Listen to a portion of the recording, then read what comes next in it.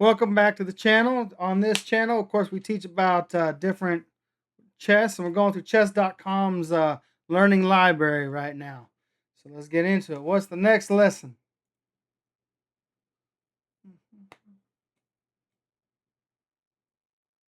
Don't be a fool. Learn how to take advantage of fool mate's tactics. All right. Welcome to another series from me, Ginger GM Simon Williams. I'm playing the so-called Dutch defense. Welcome to another series from me, Ginger GM Simon Williams. I'm a grandmaster and I use various checkmate patterns throughout my career. And in this series, which is going to contain at least 15 videos, maybe more, I'm going to show you a number of patterns that you can use in your own games. We're going to start off with the fairly simple ones, and then we're going to go to more abstract ones that you may have not seen. This first video is concentrating on Fool's Mate, which is the quickest checkmate possible. So called because only a fool will fall into it. And there is some alliteration from me. That's why I'm a grandmaster. So what is Fool's Mate? Well, let's show you the very basics of it first. Fool's Mate is where white plays something along the lines of f3, and now after a move like e5, opening up the bishop and the queen, the horrendous move g4. And this is such a bad move because black can now take advantage of this weakened diagonal, the h4 e1 diagonal, by playing queen to h4, checkmate. Not a good way to finish the game from white. Now, Fool's Mate is really something you shouldn't see too often. It's a checkmate where one side has to be very cooperative, because in this example, white has to play bad moves in order to lose. Black doesn't do anything special. So really, Fool's Mate is something which occurs when one player plays very badly at the start of the game. And Fool's Mate is really the most important characteristics of this is the weakening of this diagonal if white is the fool, or some cases the weakening of this diagonal, the h5 e8 diagonal, if black is the fool. So let's have a look at a couple more examples of this. Okay, well, in another game, white started with d4 and he lost only a couple of moves later. You might be thinking, how? Well, knight to f6 was played by black, and now knight to d2. Already a rather surprising and inferior move. This blocks in the bishop and also the pawn on d4. I would say inferior. It is inferior, but the catch is that right here, this e4 square, it technically is attacking the center in a very bizarre way, but you know. 4 now has no protection from the queen, so the knight is not on a good square. Black aims to take advantage of this by playing e5, a kind of gambit line to gain a bit of time and to try to trap white. It works perfectly. White grabs that pawn. Now black places his knight upon g4, aiming to win back the pawn, but also with some other ideas in mind. White gives the knight a kick, thinking, okay, I'll give my pawn back, but I'll be safe. But he misses a really important move now. Can you see the move? Knight to e3, a devastating move. And in this position, white resigned only on move 4. Oh my words, imagine that happening, because he's going to lose his queen, and that's quite serious. Or if he captures the knight, again, he has weakened this diagonal. Remember, for Fool's Mate, this diagonal, when it's happening to white, is the key diagonal. And after queen to h4 check, it's worth noting the white pawn is on h3, so you can't really go g3 before that pawn was defended, because queen takes g3 is checkmate. Again, another example is Fool's Mate. Now, in order for this to work, really one side has to play a loosening move like f4, f5, or move their g-pawn and move their g-pawn. So another example of this, which has occurred actually in far too many games, is when white goes f4. So already white is asking for this diagonal to come under attack. This is not a serious problem if white knows what he's doing. But here, a very dangerous reply to this is the From's Gambit, e5. It's slightly in the same spirit as the last gambit we saw. Black gives up a pawn to gain quick development. And here there are two ways white can fall into fool's gambit. Number one is if he tries to guard his pawn with the very bad move g3. The point being, after pawn takes f4, white should now not take the pawn because he's weakened his diagonal, and queen to h4 is yet another example of fool's mate. One of my favourite fool's mate that I show juniors I'm teaching is if white captures on e5 and now black plays d6, trying to accelerate his development after pawn takes d6, bishop takes d6, and also creating a deadly threat. Can you see the threat here? Well, it's often happened where white hasn't seen the threat and has played a move like knight to c3, really not paying attention to his weakened diagonal. Now queen to h4 check, and it's going to be checkmate very quickly. White has to play g3, but in this example, black has two pieces attacking that pawn. So black can play even queen takes g3. And I have to say, I love sacrificing my queen. So I'd rather take there with my queen than my bishop, because my opponent might get excited. And I love showing kids this because the kids go, I can win your queen. Yay. But after bishop takes g3, you might win my queen, but you lose the game. Thank you very much. And we've only looked at this so far from the example of white being the fool. So now let's have a look at one last example of black now being the fool. And after the starting move pawn to d4, f5 is a move I often play, the so-called Dutch defense. And one line which is very tricky is now bishop to g5, where black can try to chase this bishop away with h6. The bishop moves, and now g5. And now let's say the bishop moves again. Black has to be very careful here because he's moved his f-pawn and his g-pawn, weakening the diagonal towards his king. So if he continues with f4, a much better move, by the way, would have been knight to f6 because that covers more squares, develops a piece. White can now play e3, and already queen to h5 is a threat. One very attractive game that occurred in this position between Teed and Delmar in 1896 occurred h5, trying to stop the queen coming in, and now a very surprising move, bishop to d3, because again, you're leaving your bishop on pre here. Rook to h6, defending that square, but white has a forced checkmate here. Can you work it out? The rook is the only defender of that square, so you need to distract the rook. Queen takes h5. Don't you just love the way I'm finding ways to sacrifice my queen with fool's mate already? Rook takes h5, and now because the rook no longer defends g6, bishop to g6 checkmate. So fool's mate is really our first introduction to this series of checkmate patterns. Now don't fear if you're a high rated player. I have to start from the bottom and move through all the ones. But in the next couple of examples, they're already going to get much tougher. And I'm going to try to give simple cases and much more complex cases for each checkmate pattern. Like I said, I really didn't realize how many names, how many different checkmates there were out there.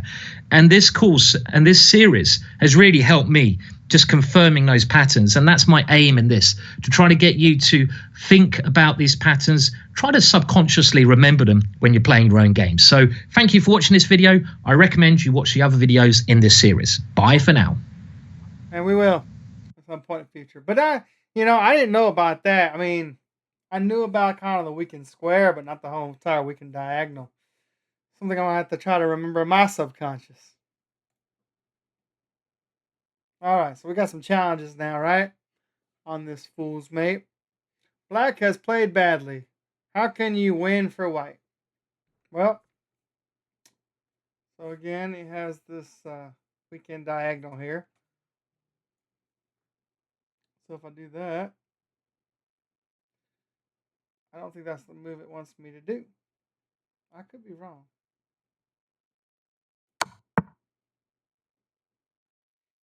Can I finish off the checkmate? I don't think that's a checkmate, but it's close enough. Great move, but let's see if we can find that one as well.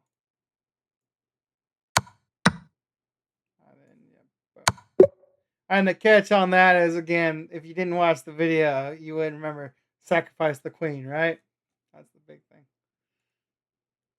How can we win material for black? Mm, mm,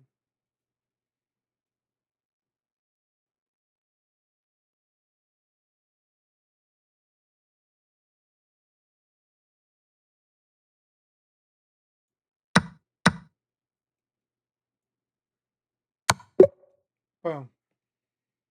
Again, that whole diagonal there. So I guess the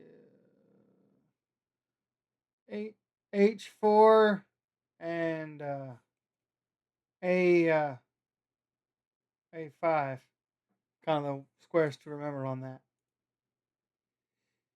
How should white take advantage of black's exposed king?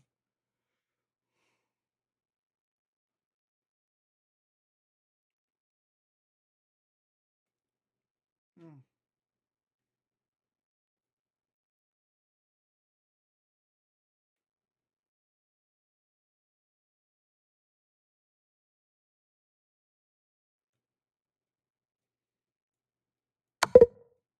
Okay, so it's not that. I didn't think it was, but I wanted to try it here.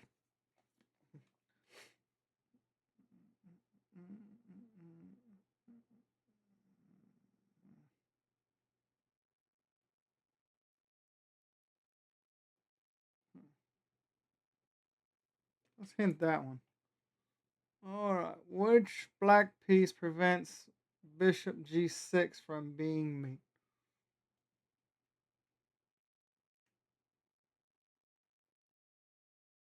Hmm,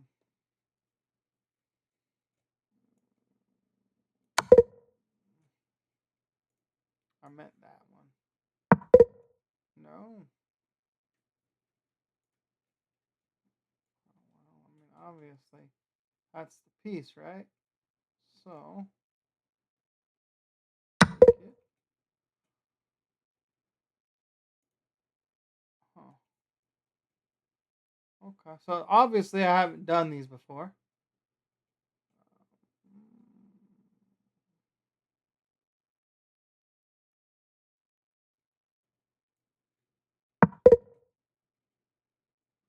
I was trying to get him out. All right. I hate to do it, but I might have to go for the solution here. What's the solution? Okay, it takes it. Ah, even I knew to sacrifice the queen, but I didn't think of sacrificing it like that. Should have, man. How can white use a fool's mate trick to win material?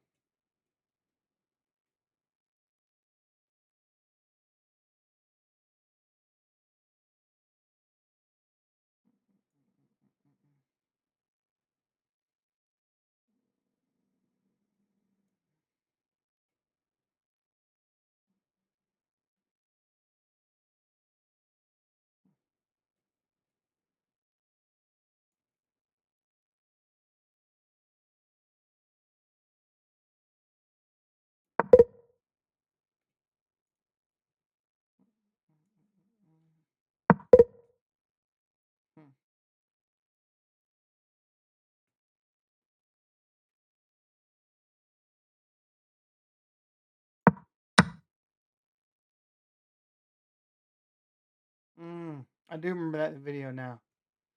Man, okay. Well, we're not doing too good in this challenge, are we? Okay.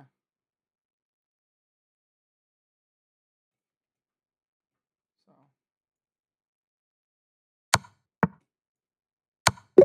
yeah. I understand the concept, but I'm not the tactics to getting it open.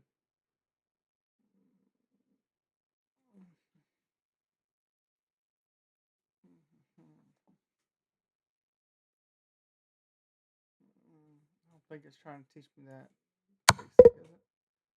Oh, that wasn't a capture. Gotcha.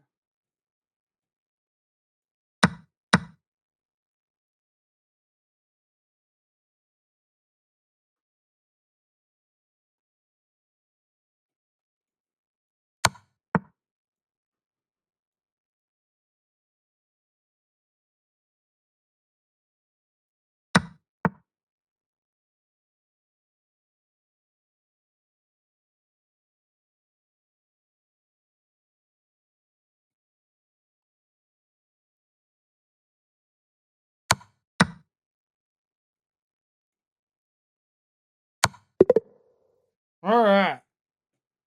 So I guess that's the end of the lesson. Okay. Well, there we go.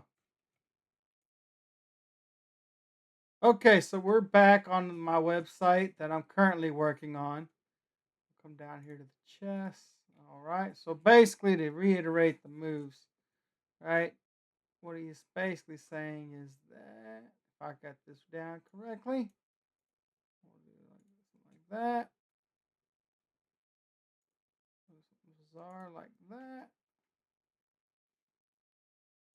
And if I do like that, he'll move it down. That would be a win by checkmate. Okay, so basically, again, just kind of attacking from the side there, this diagonal, or alternatively, this this diagonal, right? Oh no, I'm sorry, no, wrong diagonal. This one right here.